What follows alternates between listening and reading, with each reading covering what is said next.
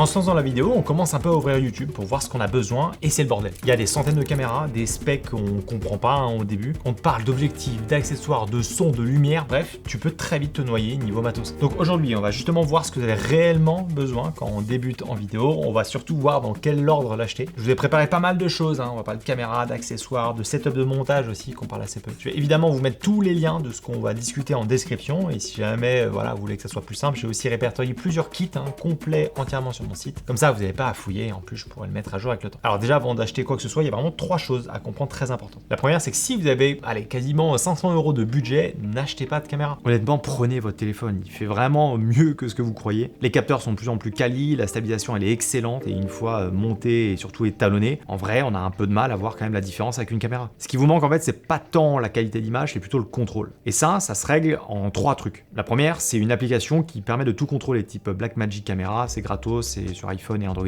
Ça va te permettre de gérer tous tes réglages et clairement de débrider ton téléphone. Ensuite, la deuxième chose, c'est un filtre ND. Parce qu'en plein jour, le téléphone a tendance à monter vraiment vite dans les grosses cadences et du coup, tout est net, tout paraît un peu saccadé et c'est exactement ça qui donne le rendu téléphone. Le filtre ND, lui, va justement vous redonner le flou de mouvement. Et on peut aussi parler d'accessoires type micro qui va se pencher sur le téléphone pour le son, une petite lumière aussi, ça peut être pas mal. Mais ce que je vous conseille surtout, c'est pour tenir un peu le tout, c'est bien quand même d'avoir une cage avec des poignées, aussi avec un porte-fil derrière pour mettre le filtre ND. Vous pouvez un peu faire le kit comme ça que vous voulez, si ça vous intéresse, je vous ai préparé un kit un peu plus complet sur le site. Et quand tu regardes, ça coûte quand même bien moins cher qu'un boîtier nu. Je dis ça parce que même si vous avez aussi peu de budget, que vous achetez une vieille caméra qui date d'il y a 10 ans dans ces prix-là un peu en occasion, voilà, vous allez être content sur le coup, mais d'ici quelques mois, vous allez vous rendre compte des limites et voilà, vous allez pouvoir acheter autre chose. Alors que d'attendre d'avoir un peu plus de budget pour acheter une caméra quand même un peu plus récente et surtout les bons accessoires, notamment un bon objectif, vous allez voir que ça va vous durer bien plus longtemps. Alors aussi, vous pouvez toujours acheter d'occasion, ça c'est quelque chose aussi que je recommande et en vrai, il y a des belles affaires à faire, mais c'est sûr que voilà, entre particuliers, faut s'y connaître un petit peu pour pas se faire douiller, clairement. Donc si jamais vous avez un peu peur de ça, vous pouvez aussi passer par des sites spécialisés, notamment Back IPLN. Ça peut clairement éviter les mauvaises surprises et je vous en parlerai un peu tout à l'heure. Deuxième chose aussi très importante à savoir, le budget, c'est pas uniquement votre caméra et ça c'est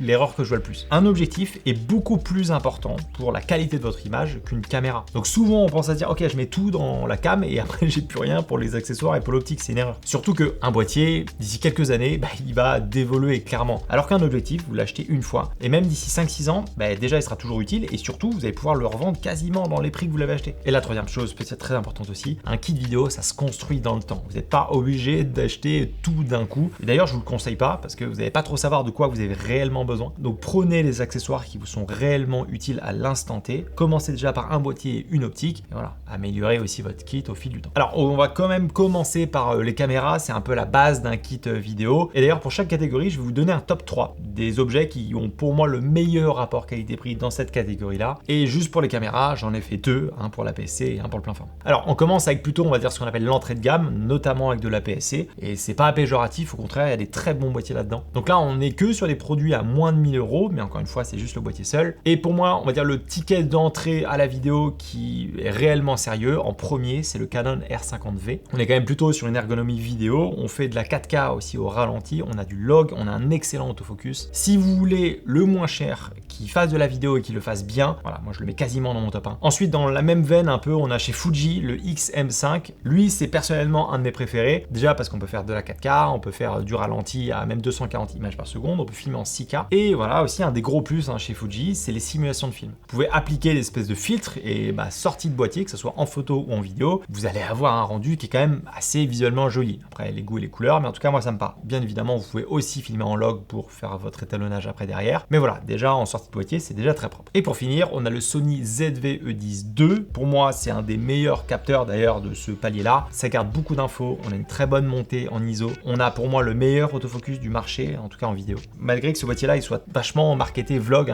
pour moi le marketing n'a pas été bon, mais bref, je trouve que c'est une excellente caméra pour se lancer dans la vidéo, pour filmer les autres, et pas se filmer soi-même en vlog. Alors par contre, un truc à savoir sur ces 3 boîtiers, c'est qu'aucun n'a de capteur stabilisé. Donc en soi, un capteur stable, c'est pas non plus une obligation. Maintenant, quasiment tous les boîtiers ont une stabilisation numérique. Donc ça le fait pour des plans stables. Maintenant, dès que vous allez bouger, c'est là où vous allez voir clairement les limites. Mais à savoir que maintenant, on a quand même pas mal d'optiques stabilisées. On en parlera un peu tout à l'heure. Alors aussi, aucun n'a de viseur non plus. Bon, après, voilà, on est plutôt sur un guide sur justement la partie vidéo, donc moins de besoin sur un EVF. Perso, ça me pose pas de soucis, j'utilise uniquement en photo, mais il faut quand même le savoir. Et dans mon deuxième, on va dire, tiers top, on va parler aussi de plein format. Évidemment, quand on parle de le plein format, voilà, c'est pas le même budget non plus, hein. Là j'essaie de rester en dessous des 2500 €. Donc pas la même gamme de produits, et d'ailleurs, petit aparté, hein, mais c'est pas parce que vous avez un plein format que ça veut automatiquement dire que vous allez avoir une meilleure qualité d'image directement par rapport à la PSC, tu vois. Alors en général, oui, ça va être mieux dans les basses lumières, on va avoir un meilleur aussi flou d'arrière-plan, mais c'est pas le cas à chaque fois. Si jamais ça vous intéresse, je vous ai un peu fait une vidéo pour comparer les deux. Mais le plein format étant quand même un capteur un peu plus grand, souvent les gens veulent y aller, donc je vous ai fait aussi un top là-dessus. Pour moi, le meilleur rapport qui a été pris au moment où je tourne la vidéo, c'est le Lumix S9.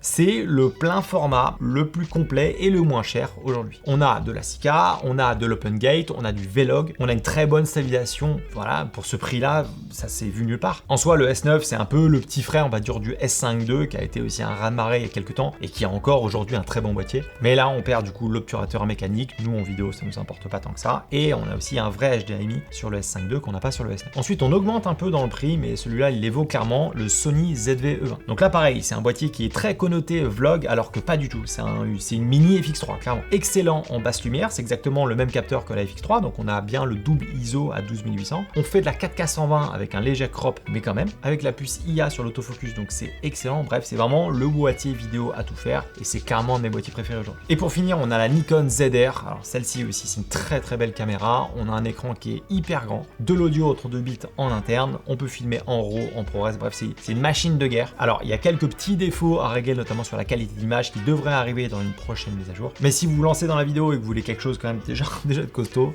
au moins ces trois boîtiers pourront vous intéresser. J'aurais évidemment pu parler de pas mal d'autres boîtiers, que ce soit chez Canon, chez Sony, chez Nikon. Maintenant, quasiment toutes les marques font des modèles qui sont extrêmement performants. Mais voici mon classement à l'heure actuelle par rapport aux boîtiers qui, je trouve, ont un des meilleurs rapports qualité-prix. Alors, un truc qu'on oublie aussi souvent quand on prend une caméra, c'est combien de temps elle va tenir à filmer quand on filme en continu, typiquement. Si on fait par exemple de l'interview, du fast cam comme ça, du podcast, ces choses-là, c'est quand même assez important.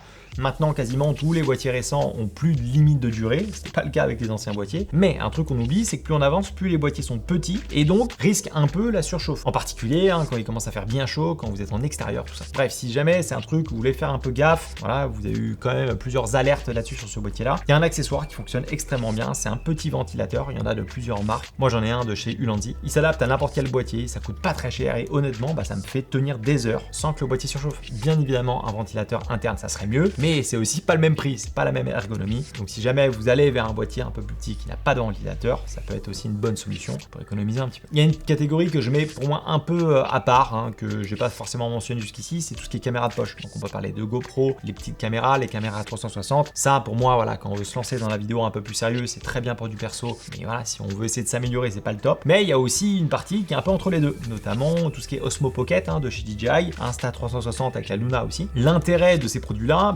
il est quand même pas mal, c'est que du coup on n'a rien besoin d'acheter, on a déjà un objectif, on a déjà une nacelle stabilisée, donc pas stabilisateur, on a souvent aussi un micro qui est fourni avec, donc c'est un peu un espèce de tout en un qui est honnêtement très très bon et la qualité d'image, voilà ce qu'on fait aujourd'hui avec, c'est assez impressionnant, mais je pense que on peut se limiter assez vite avec ce type de produit, ça va très bien fonctionner si vous voulez faire des vidéos pour vous, des vidéos de vos vacances, des petites vidéos comme ça à droite à gauche, mais si vous avez vraiment un objectif de progresser dans la vidéo, de faire de plus en plus de choses, voire même à long terme de pourquoi pas commencer à en faire une pratique peut-être professionnelle, je pense que ça serait quand même mieux d'investir sur une caméra que vous allez pouvoir faire évoluer, que vous allez pouvoir changer les objectifs, la riguer, mais des accessoires. Voilà. À vous de voir ce que vous avez réellement besoin, mais au moins vous avez mon avis là-dessus. Maintenant, le plus important dans un rig, une caméra, les objectifs. Alors, ça dépend évidemment de ce que vous filmez, de ce que vous faites, mais la majorité des vidéastes, ils vont plutôt vous recommander d'aller sur les optiques zoom plutôt que des fixes. Simplement parce qu'un zoom, on a beaucoup plus de plage focale, donc ça permet d'être plus polyvalent, et en vidéo, filmer à plusieurs focales différentes, c'est très important. Évidemment, une optique fixe sera plus légère, moins chère et souvent plus lumineuse, mais vous allez devoir en avoir plusieurs. Alors que là, vous prenez une seule optique zoom, et quasiment, ça peut vous durer des années avec un seul objectif. Donc dans l'idée, dans le zoom, on essaye plutôt de partir sur ce qu'on appelle les ouvertures constantes. Donc ça veut dire que la luminosité va pas bouger quand justement vous allez zoomer. La majorité des objectifs kit, c'est justement ce qu'ils proposent, c'est ce qu'on appelle une ouverture glissante. Et en général, quand vous voyez ça, c'est à peu près pas bon signe. Ça veut dire que la qualité d'image, elle va pas être top. Alors cette règle-là, évidemment, elle va pas concerner les top optiques des marques, mais dès que vous voyez un objectif kit, voilà, avec des plages focales assez courtes, avec une ouverture qui varie, ça sent le truc pas ouf quoi. Maintenant, les optiques que je peux vous recommander, en APS-C, il y a un must pour moi, c'est le Tamron 1770 f2.8. Alors déjà, il est stabilisé et en termes de qualité d'image, c'est vraiment bien. C'est une des optiques les plus polyvalentes qui dure vraiment dans le temps et en plus, peu importe le boîtier que vous avez, elle est disponible dans plein de montures différentes. On l'a chez Sony, chez Canon, chez Fuji, chez Nikon. Oui, ça a un coût, mais en APS-C, c'est vraiment l'optique que je recommande. Si jamais vous voulez peut-être quelque chose de plus compact et peut-être un peu moins onéreux, vous avez aussi le Sigma 1850 qui est aussi à f2.8. Bon là pour le coup, vous perdez la stabilisation et en plus il est dispo sur moins de montures, mais voilà, comme ça. À savoir que, je vais pas rentrer trop dans les détails là-dessus, mais quand vous filmez en APS-C, les focales sont multipliées par 1.5, voire même 1.6 chez Canon. Donc ça veut dire que si vous avez un 18 mm sur un APS-C, ça vous donne en fait un 27 mm en réel. Donc si vous voulez filmer avec une focale plus large, il faudra descendre un peu plus bas. Bon, voilà, si jamais cette histoire d'équivalence vous parle pas trop, pareil, j'ai fait plusieurs vidéos sur le sujet, notamment sur les bases un peu de la vidéo, ça dure 10 minutes, ça va, je pense, vous intéresser. Et niveau optique, pour le plein format, il y en a deux qui sont très souvent utilisés, très souvent achetés d'ailleurs. Le premier, c'est encore Tamron, 28-75 f2.8 G2, incroyable cette optique-là. Et dans la même veine, on a le Sigma 28-70 ou même 24-70 aussi. Il y a une petite différence de prix, mais globalement, voilà, ces optiques-là, elles font clairement bien le boulot et n'importe qui les a vous dira la même chose. L'avantage, c'est que le Tamron, il est dispo dans plusieurs montures. On a Sony, on a Nikon et chez Sigma, je crois que c'est plutôt du Lumix et du Sony d'ailleurs. Donc, essayez juste de retenir que les optiques, ou du moins l'optique, c'est la partie la plus importante de votre kit. Donc, de temps en temps, il vaut peut-être mieux un peu attendre d'avoir un peu plus de budget pour prendre justement une de ces optiques ou voire même une autre. Mais je peux vous garantir que vous en prenez une là de la liste. Voilà, ça va vous durer clairement des années. Alors, vous avez vu que depuis le début de la vidéo, on fait que un peu d'arbitrer, de savoir est-ce que je dois mettre dans le boîtier, dans l'objectif, est-ce que ma monture justement va me limiter ou pas, est-ce que je vais avoir besoin de ça ou tel accessoire d'ici quelques mois. Et justement, le meilleur moyen de pas se planter dans ce qu'on achète, c'est d'en parler à quelqu'un justement avant de le faire. C'est pour ça que je bosse depuis des années avec IPLN, qui est le partenaire de la chaîne et de cette vidéo. C'est un spécialiste photo et vidéo, c'est une boîte française qui a 2 magasins, Lyon et Paris, et surtout un très gros site en ligne avec beaucoup de références. Et ce que je trouve vraiment bien avec eux, c'est que vous pouvez leur poser toutes les questions, que ce soit sur le chat, par téléphone ou même en allant directement au magasin. Vous expliquez justement ce que vous avez envie de faire, votre budget, votre niveau, et eux vont vous répondre justement en fonction de ça. Et comme je vous expliquais un peu tout à l'heure aussi, pour acheter d'occasion, c'est toujours mieux de faire appel à des professionnels qui vont contrôler et garantir le matériel avant que vous puissiez l'acheter. Et vous pouvez aussi faire estimer votre matériel, le revendre aussi pour avoir un bon d'achat et acheter du matos à côté. Les liens sont en description et pensez au code Maxime au moment de payer, c'est ce qui m'aide le plus et vous, ça vous coûte pas plus cher. Alors quand on débute en vidéo, on met très longtemps à comprendre une chose, c'est que le son, il est tout aussi important que l'image dans votre vidéo. Donc je voulais vous donner 3 micros qui peuvent servir d'ailleurs dans 3 situations différentes. Évidemment, vous n'avez pas besoin des 3. Alors le premier, c'est un micro cravate filaire. Je pense notamment au Boya qui est pas mal. Donc ça peut être pratique quand la personne ne bouge pas, que justement la caméra est à portée, on va dire, de câble. Donc tout ce qui va être interview assise, du face cam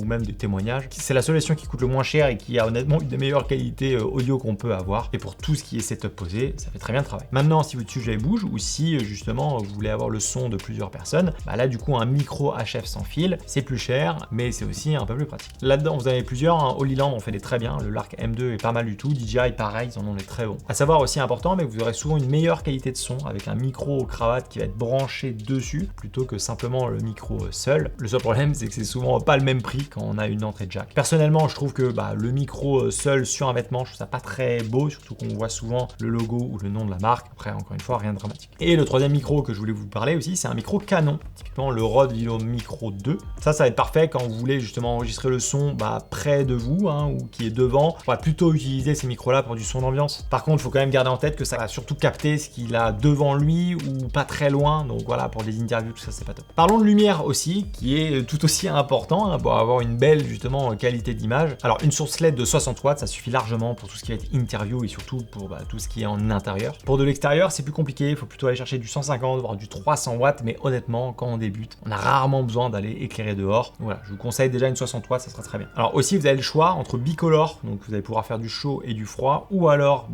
ce qu'on appelle justement une lumière fixe. Il faut savoir que la bicolore coûte à peu près 25% peut-être plus cher que la lumière fixe. Et je vais pas vous le cacher, voilà, 90% du temps, on est toujours justement sur les Kelvin standards à 5006.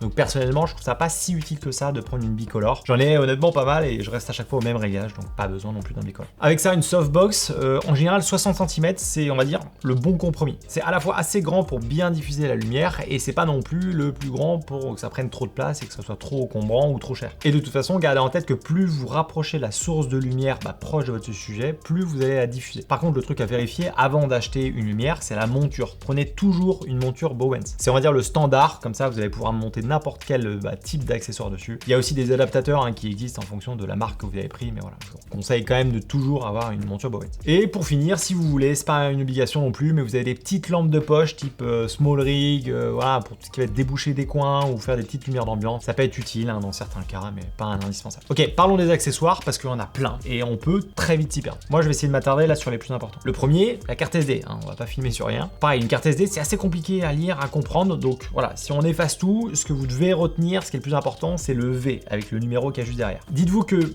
une V30, ça suffit pour tout ce qui est de la 4K classique, 4K 50 max quoi. Une V60, ça va plutôt être important quand vous avez passé sur des débits plus élevés, type du 10 bits, ces choses-là. Donc voilà, moi c'est plutôt la V60 que je vous conseille. Et la V90, c'est plutôt utile quand on a des boîtiers qui ont quand même des très gros débits. Donc il n'y a pas tellement trop d'utilité de prendre absolument une V90 si on veut filmer en 4K 120 en 10 bits par exemple. Donc V60 très bien, et dans l'idéal, prenez un minima 64 Go. En vidéo, ça monte très très vite. L'idéal est 128, mais voilà, les prix maintenant montent de plus en plus sur le stockage, donc à vous de voir. Et en termes de marque, il y a SanDisk et Lexar qui sont très bien là-dedans, avec un bon rapport qualité-prix. Deuxième accessoire pour moi très important aussi, les filtres ND. Donc c'est ce qu'on appelle les lunettes de soleil pour votre objectif. Ça vous permet d'avoir un bon ratio de flou de mouvement. Donc prenez forcément un variable, ça sera plus facile, et plutôt dans des plages, on va dire un peu plus réduites, typiquement de 1 à 5 stops. Parce que les modèles qui vont annoncer des plages vraiment très larges, genre 1 à 9, c'est un peu souvent ceux-là qui vont vous donner une qualité d'image pas ouf, avec beaucoup de vignettage ou une espèce de croix un peu dedans. Donc voilà, on essaye d'éviter. En termes de rapport qualité-prix, KNF Concept, ils sont pas mal, en particulier celui à 1 à 5 qui est plutôt quali. Le 1 à 9 on évite. Vous avez aussi Freewell qui fait des très bons produits, mais moi j'ai un petit préféré, c'est Nisi le True Color. Il est un peu plus cher, mais il est d'une très bonne qualité avec quasiment aucun chiffre de couleur, donc c'est celui-là aussi que je vous recommande en fonction de votre budget. Alors petit tips aussi, mais pensez bien à prendre le plus grand diamètre de vos objectifs. En général c'est 82 mm et vous avez juste à utiliser des bagues d'adaptation sur vos optiques un peu plus petites. Ça c'est pas mal parce que même si vous avez des plus petites optiques, par exemple avec un diamètre à 67, peut-être que d'ici un an vous allez changer d'optique, en avoir une plus grosse, et si jamais vous avez pris un filtre ND trop petit à 67, vous n'allez pas pouvoir le monter. Donc autant en prendre un avec, on va dire, une taille universelle. Autre accessoire pas indispensable, mais quand même, en fonction si vous filmez tout seul, etc., c'est un trépied. Alors un trépied, ce qui est important, c'est d'avoir quelque chose qui soit un minimum solide, il ne faudra pas que ça tombe, avec une tête aussi qu'on peut bouger un peu dans tous les sens. On n'est pas obligé d'avoir une tête fluide, vous savez, très vidéo. Ça va surtout servir si vous suivez quelqu'un justement avec un trépied pour du sport, de l'animalier, pour de l'interview, pour du fast cam ou même pour des plans assez simples. Voilà, une rotule, ça fait très bien le travail. Moi j'ai toujours mon premier trépied que j'ai depuis des années, qui vient aussi de chez KNF Concept. Ils en ont honnêtement beaucoup. Moi j'en ai un qui me permet de faire un peu des top shots que je trouve bien, mais à vous de voir ce qui vous parle le plus. Et le dernier accessoire qui est peut-être pour moi le moins utile de la liste, mais quand même, il peut y avoir des situations où c'est le cas, le stabilisateur. On l'utilise quand même de moins en moins, peut-être encore un peu pour tout ce qui est corpo, entreprise, voire même un peu de mariage, mais franchement, vous n'en avez pas tant besoin que ça. Maintenant, la stabilisation, les boîtiers sont pas mal du tout, et on commence à revenir aussi dans un look d'image un peu plus en mouvement, donc à vous de voir. Dans tous les cas, si jamais vous en avez besoin ou vous en voulez un, vous n'êtes pas obligé de prendre le dernier absolument. Typiquement, voilà, une des marques les mieux représentées là-dessus, c'est DJI. Avec les RS, ils en ont beaucoup, vous n'êtes pas obligé de prendre le dernier. Moi, j'ai encore le RS2 qui date d'il y a 4-5 ans maintenant, qui fonctionne toujours aussi bien. Aujourd'hui, la différence de stabilisation, elle est assez minime, en tout cas pas visuellement, c'est plutôt du confort d'utilisation. Maintenant, un poste qu'on zappe souvent quand on parle un petit peu de budget de vidéo, quand on se lance, c'est l'ordinateur. Forcément, plus on avance, plus les fichiers sont assez costauds en vidéo, donc il faut quand même avoir une machine qui suit un minimum.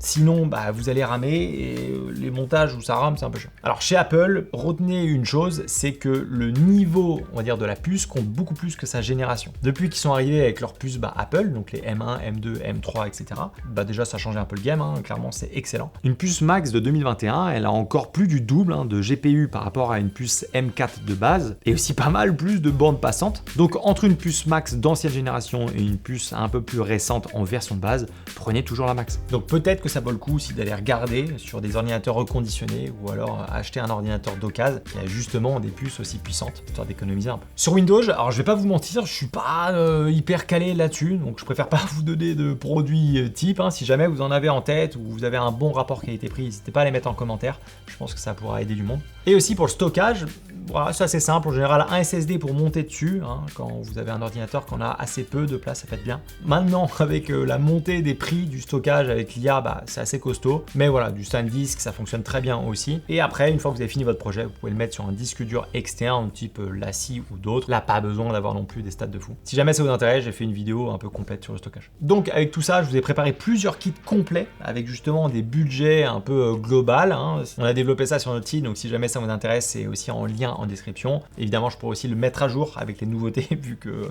dans la vidéo, ça va assez vite. Mais rappelez-vous d'une chose, c'est pas le matériel qui fera que vos vidéos vont être meilleures. C'est comment vous allez filmer, ce que vous allez raconter, et surtout très important, mais plus vous allez filmer, plus vous allez progresser. Et ça, vous allez voir que peu importe le matériel que vous allez avoir. Oui, le matériel est un plus, oui, c'est souvent du confort, mais quand on se lance, on a souvent la limitation de se dire putain, mais tant que j'ai pas ça, je peux pas faire de bonnes vidéos. Et c'est faux. Bref, tous les liens sont en description. J'espère que la vidéo vous aura été utile. On se dit à la semaine prochaine dans une autre vidéo. La bise.